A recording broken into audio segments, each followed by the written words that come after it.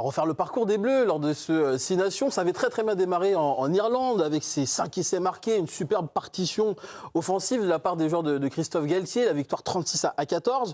Ensuite à Cardiff, le deuxième match, pareil, les Bleus ont déroulé, 8 essais inscrits, 54-12. Le troisième match, c'est une victoire, ok, mais tout n'a pas été réussi contre les Italiens qui nous ont dominé pas mal en mêlée notamment.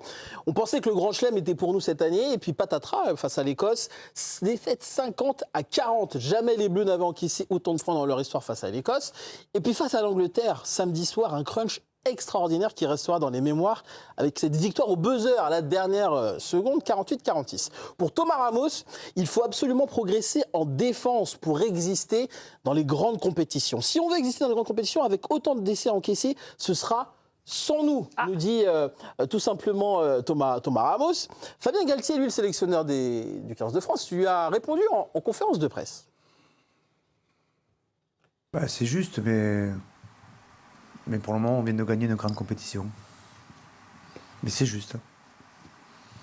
C'était la réponse de Fabien Galtier. Alors la question, le 15 de France a-t-il avancé ou reculé en vue du Mondial 2027 On se projette vers les compétitions encore plus importantes.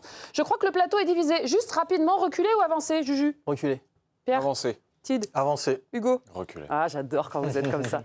Super duel, vous êtes dans l'équipe du soir. Bonsoir. Ding, ding, ding. On va commencer par Pierrot, parce que j'ai envie de me garder le spécialiste rugby après toi. Pourtant, on a avancé en vue du Mondial. Oui, je pense qu'on a avancé pour la simple et bonne raison qu'il y a une évolution déjà dans la philosophie de Christophe Galtier par rapport à comment est-ce qu'on joue. Fabien Galtier, pardon. Sur la manière dont on joue et ça nous donne une deuxième flèche pour pouvoir évoluer. Il y a autre chose aussi, je trouve qu'on a trouvé un trident qui est assez intéressant avec Jalibert, Ramos et Dupont. Et je trouve que ne pas être Dupont dépendant est quand même une chose assez importante au vu des grosses échéances quand on va rencontrer les grosses nations. Maintenant, évidemment que la défense est à bonifier et est à améliorer, évidemment. Mais franchement, c'est bien que ça arrive maintenant parce que là, on a un vrai sujet justement pour pouvoir faire une chronologie jusqu'à la Coupe du Monde et ça, on sait où sont nos points faibles. On marque énormément. Est-ce que ça nous empêche d'être bons défensivement? Je ne pense pas. Maintenant, il faut allier les deux, essayer d'être équilibré. Mais arriver à remporter ce tournoi avec des défaillances comme celle qu'a eu l'équipe de France, je pense que c'est le bon moment en fait. Et on a beaucoup d'interrogations, mais en même temps, on sait sur quoi travailler. À l'inverse de ce qui s'était passé avant la Coupe du Monde, où on était serein, on arrivait les moustaches comme ça, et puis finalement, on s'est vite rendu compte que c'était compliqué. Donc moi, je pense que c'est très bien ce qui est arrivé à l'équipe de France, et je trouve que les axes de travail sont très clairs. Un petit avertissement quelque part, mais finalement, Pierre Boubi, il est optimiste. Monsieur Hugo Bonneval, on a reculé. Parce qu'en fait, je vais prendre un exemple simple. Je vais me recaler à 1 an et demi de la Coupe du Monde, de la dernière Coupe du Monde en 2023. Le tournoi 2022, l'équipe de France fait le Grand Chelem avec des certitudes, avec de vraies certitudes en conquête, en mêlée fermée. Tout ce qui est combat, duel au sol, on grattait des ballons. On avait une défense extrêmement solide par Sean Edwards, qui est toujours là, mais à ce moment-là, on était vraiment irréprochable. Toutes les phases de conquête ont été dominants. On avait un jeu qui était prédéfini. On savait qu'on jouait la dépossession avec des gros gratteurs. On avait aussi des joueurs dans le champ profond qui étaient capables de ralentir les ballons. Et donc, on était peut-être même prêt trop tôt à ce moment-là. Et c'est pour ça que par rapport à aujourd'hui, je pense qu'on a reculé parce qu'aujourd'hui, on prend beaucoup de points. Ah oui. On se rend compte qu'en perdant quelques joueurs que j'appelle des gros porteurs, alors pour cause d'arrêt de carrière comme Winnie Antonio ou par choix sportif comme Greg Aldrit, il nous manque des joueurs qui sont capables de ralentir les offensives adverses, de gratter des ballons. Sur les 2 derniers matchs, on prend 100 points, on gratte 1 ballon et demi. Moi, je me souviens, il y a Jean-Baptiste Gros qui gratte 1 ballon. En Écosse, on fait 0 grattage, c'est-à-dire que tu ralentis pas une fois les sorties adverses. Là, une fois, moi, c'est dans ce sens-là que je dis on a reculé. Pierre a raison. On a le temps. Mais finalement, il y a 4 ans, on était prêt trop tôt. On était probablement prêt en 2022, un an et demi plus tard, on est en retard et on a des joueurs blessés aussi. Là, on est dans une phase de transition. Je pense que ce qui s'est passé au mois de novembre, et ça j'en reste persuadé, ça nous a fait prendre on a un vrai déclic par rapport à ce qui s'est passé face à l'Afrique du Sud et cette défaite alors qu'on est à 15 contre 14. On s'est rendu compte qu'il faudrait qu'on porte le ballon et qu'on propose autre chose offensivement. C'est ce qu'ils sont en train de faire là. Donc c'est peut-être pour ça aussi qu'il y a besoin d'avoir une petite reconstruction entre le système de jeu offensif et défensif. Mais voilà, je pense que factuellement, on est moins serein qu'il y a 4 ans. On est moins sûr des joueurs qu'on va mettre au poste. Il y a 4 ans, on avait un an et demi avant, ça ne sert à rien. On s'en rend bien compte maintenant. Mais oui, mais si tu me demandes par rapport à il y a 4 ans, par rapport à comment on était au vu de la précédente Coupe du Monde, aujourd'hui, on est moins sûr. On ne sait pas qui va être un pilier droit indiscutable. Tu sais pas, tu connais pas ta charnière, tu connais pas ta paire de centre. Ça, aujourd'hui, tu le connais pas. Donc, voilà. Ça veut dire qu'il y a un mec qui est pas là, qui s'appelle Ntamak, qui avait une certaine influence sur le jeu des Français, quand même. Non mais Pierre, ouais, bah oui, Pierre. J'aime bien quand il dit Ntamak, il prend pas 40 points.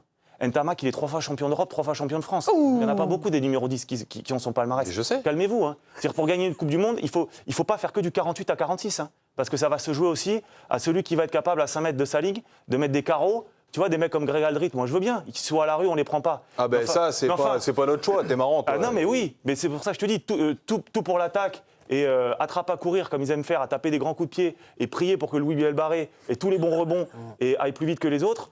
Ce qui est sûr, d'ailleurs. Factuellement, aujourd'hui, c'est sûr. Dans un an et demi, tu sais pas. Et ça suffira peut-être pas non plus. Et dernière chose, Antoine Dupont n'est pas Antoine Dupont dépendant. Le demi-mêlée remplaçant qui a fait 5 matchs, Baptiste Serin, il a joué 38 minutes en 5 matchs. Donc je te jure qu'on est Antoine Dupont dépendant. Parce que sinon, il sortirait avant. Thierry Niembo, explique-lui à l'autre pourquoi on va être champion du monde. Oh là, c'est belle mission. Allez, bonne chance. Un ancien international, son oui, ça, on ne sait pas, il n'y a pas de preuve. Oui, il a été au moins joueur de rugby, ce que je n'ai jamais. Une licence. Quel que soit le niveau. Non, mais moi, la première tentation que j'ai eue, c'était un petit peu comme Hugo, c'est de dire qu'en finalement, on n'avait pas forcément avancé, parce que même par rapport à ce qui était l'objectif de début de tournoi, c'est-à-dire faire le Grand Chelem, déjà cette base d'objectif qui n'a pas été atteint ou qui a été corrigé en cours de route après la débâcle en Écosse, il faut quand même garder cette lucidité, c'est de se dire qu'on avait un objectif certes élevé, mais qui était de faire le Grand Chelem, et que cet objectif, il n'a pas été tenu. Maintenant, il faut aussi indexer cette réflexion sur qu'est-ce qu'on voulait faire de ce tournoi en tant que 15 de France et staff de l'équipe de France. Est-ce qu'on voulait à tout prix gagner, auquel cas la méthode peut presque passer au second plan, ou est-ce qu'on le voyait comme une espèce un petit peu déjà de processus qui doit nous emmener sur cette fameuse Coupe du Monde qui, on le sait, pour cette génération, est l'objectif le plus important. Et moi, c'est à ce moment-là en fait que j'ai changé ma réponse. Parce que je me suis dit, dans ce tournoi, ok, tout n'est pas fait parfaitement. C'est vrai qu'on voit des failles évidentes sur la défense. Il y en a eu aussi sur la discipline, alors qu'en début de tournoi, on se réjouissait que ça aille beaucoup mieux à ce niveau-là. Mais je me dis, est-ce qu'il vaut mieux une équipe comme il y a 3 ou 4 ans, qui était enfermé dans ses certitudes et qui a fini par prendre un mur, ou est-ce qu'il vaut mieux avoir finalement une certaine lucidité sur ce que sont aujourd'hui nos faiblesses, nos axes d'amélioration, et au moins de pouvoir avancer en étant alerte jusqu'à cette fameuse Coupe du Monde. Dans tous les cas, l'idée d'avancer vers cet objectif avec une méthode différente et une approche différente, moi je trouve que c'est plutôt une bonne chose. Et si on doit s'arrêter vraiment sur le tournoi, je trouve que, et ça c'est toi qui l'avais dit, on était ensemble le lendemain de France-Irlande, les options de jeu, elles sont un peu évoluées dans le style, et ça, c'est quand même quelque chose qu'on attendait. Donc ça, c'est positif. Les chantiers sur la charnière, notamment, là, c'est bon. Je trouve quand même qu'on a plutôt avancé dans le bon sens. Tu t'es passé quand même de joueurs importants comme Ficou, comme Penaud, comme Aldrit, et ça, dans l'idée d'avoir un réservoir profond. En cas de blessure, tu peux en perdre juste avant la Coupe du Monde. Sur le premier tour, on l'a vu. Là, peut-être que tu as mis en situation des joueurs et que tu pourras t'appuyer dessus si jamais en cours de route, t'en perds certains. Sauf Dupont. Et je rajoute un dernier aspect qui, pour moi, est très important. C'est que cette génération a une pression de résultats par rapport à la Coupe du Monde. Mais là, le fait de faire ce back-to-back, ce 2 à la suite dans un 6 nations, peut-être que ça peut un peu les décharger de te dire « Ok, là, maintenant, on a un marqueur historique important.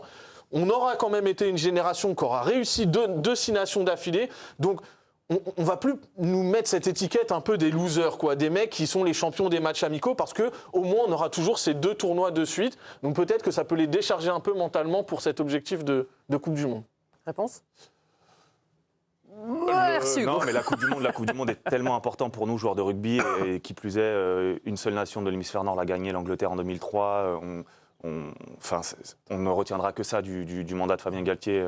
On peut gagner.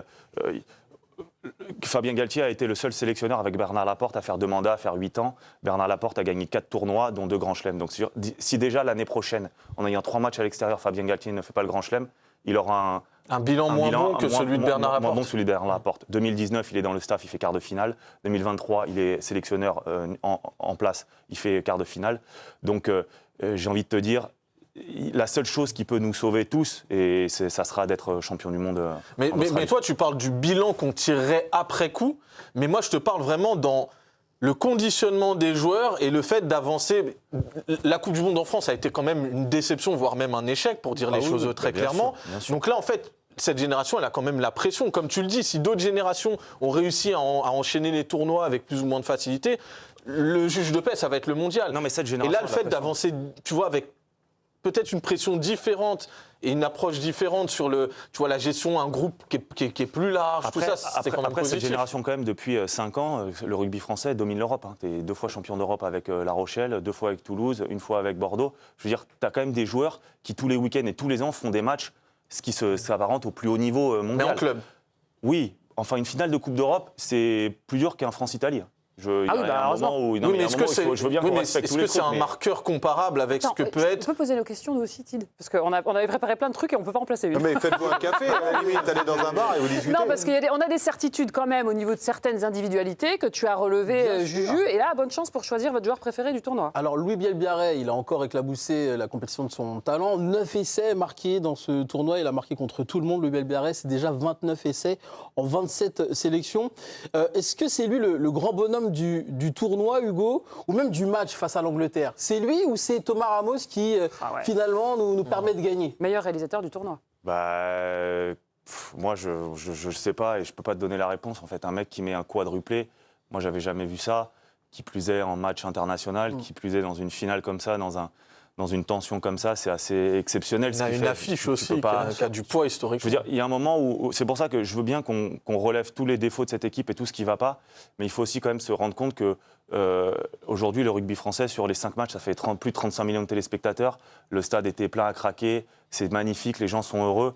Et les performances des mecs, il faut se rendre compte que c'est exceptionnel. Ils tapent des records à chaque match. Mais voilà, moi, j'ai jamais gagné avec l'équipe de France. Ils gagnent, quoi, alors que ça soit pas beau, ça soit fait d'une manière pas académique. Je veux bien, mais c'est une France qui gagne et il faut aussi se rendre compte que c'est... T'as pas peur qu'on soit trop prévisible, finalement, avec l'atout Louis Bielbiaré? Trop prévisible, il faut mettre quelqu'un en face qui court aussi vite que lui. Déjà, sur le rugby mondial, t'en as pas un dans chaque équipe, c'est déjà un avantage. Après, je veux dire, Louis Bielbarré profite aussi de tous les autres joueurs qu'il y a avant lui et qui sont des joueurs avec de grandes qualités et dont les défenses ont besoin d'être attentifs aussi. Voilà, si tu mets Louis Bielbarré avec la Roumanie, il n'aura pas tous ses bons ballons, il n'aura pas une mêlée qui va lui permettre de jouer en avançant, un 9 qui le met aussi dans les espaces.